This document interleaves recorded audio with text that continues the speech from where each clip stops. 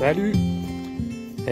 Plusieurs personnes m'ont demandé comment je faisais pour avoir des lignes droites quand je semais. 4 poteaux de chaque bord, des cordes, on sème, c'est pas plus compliqué que ça. Ensuite, j'avais planté des gourganes, ça pourrait être des haricots,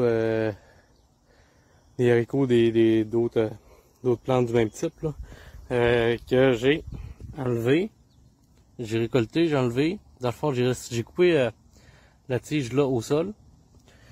Puis j'en ai sorti un ici pour vous montrer. Ici là, on dirait une petite roche là, c'est la racine. Je l'ai sorti hier là. Puis ça là, c'est des gales qui sont faites sur les racines de ces sortes de plantes là, qui font que ça va aller chercher l'azote dans l'air. Fait que le plant prend son azote dans l'air à partir de les gales formées par les bactéries. Puis si votre sol est pauvre en azote, il va en faire. Puis votre plant aura pas besoin de l'azote qu'il y a dans le sol. S'il est riche en azote, probablement qu'il en fera pas. Mais s'il est plus pauvre en azote, comme ma terre, c'est de la terre que j'ai rajoutée sur cette ligne-là. Puis je me suis aperçu que le sol est pauvre en azote. Fait que ça a fait des gales comme ça sur les racines. Fait que l'azote va chercher dans l'air.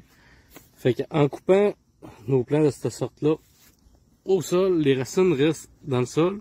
Ils vont se décomposer. Les gales-là vont donner de l'azote au sol en même temps que les racines puis tout ce qui reste dans la terre. Les plants, on pourrait les laisser sur la terre aussi pour donner de l'azote. Moi, vu que je plantais d'autres choses, je l'ai mis dans mon compost. Fait que ça va amener de l'azote mais dans mon compost. Mais ces petites gales-là vont dégager de l'azote dans le sol. Ces sortes de plantes-là vont chercher de l'azote avec ces bactéries-là qui se combinent ensemble pour vivre les deux. Puis sauf que ça apporte pas d'azote dans la terre directement. L'azote, elle va être faite quand ça va se décomposer. Fait que après, la plante ne rendra pas d'azote, puis ça va apporter de l'azote. Fait que là-dessus, je semais mes échalotes Saint-Onge. Fait que dans le fond, 4 ans dans ma planche de 30 pouces. Fait qu'environ 6 pouces. Puis j'ai mis les échalotes après aux 5 pouces. J'ai eu plusieurs questions, comment on les semait. Dans le fond, on fait un trou. Ici, on fait un trou, on met notre échalote. On laisse le bout qui dépasse. Le bulbe, lui, il finit quand on touche, on va sentir qu'il est plus dur à quelque part. Fait qu'il finit là. Vous n'êtes pas obligé de checker, là, mais vous laissez le temps un petit peu la tige qui dépasse pour que l'échalote, les feuilles sortent directement au niveau du sol. Qu'ils ne soient pas enterrés. Fait qu'on laisse dépasser un petit bout. Ça n'a pas besoin d'être gros là, encore de, mettons, un demi-pouce là.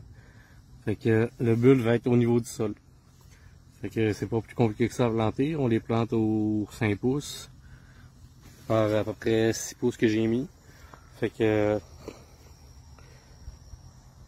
et après ça, ce qu'on va faire, c'est que un coup qu'il est en terre, on va venir rabattre la terre par-dessus le bulbe. Comme ça. Puis c'est fait. Il reste rien qu'à attendre que ça pousse. Puis comme moi, j'avais de la salade, je l'enlève pas, je plante au travers. Les betteraves, je plante au travers, fait que ça arrive dans le milieu des rangs, parce que j'avais mis 3 rangs de betteraves. Fait que les oignons vont pas sortir au travers. Je vais mettre un filet comme ça, pour être sûr qu'il n'y ait pas de teigne ou de mouche de l'oignon qui aille sur mes bulbes. Ben, pas sur mes bulbes, mais sur les mouches de l'oignon pourraient aller sur le bulbe, là, mais la teigne va aller sur les feuilles quand ils vont commencer à sortir. Fait que je me vois jusqu'à l'automne, juste avant que ça gèle, je vais l'enlever. Puis au printemps, mais que ce soit dégelé, je remets mon voile jusqu'à la récolte. C'est ça pour la plantation des échalotes Saint-Onge. Salut!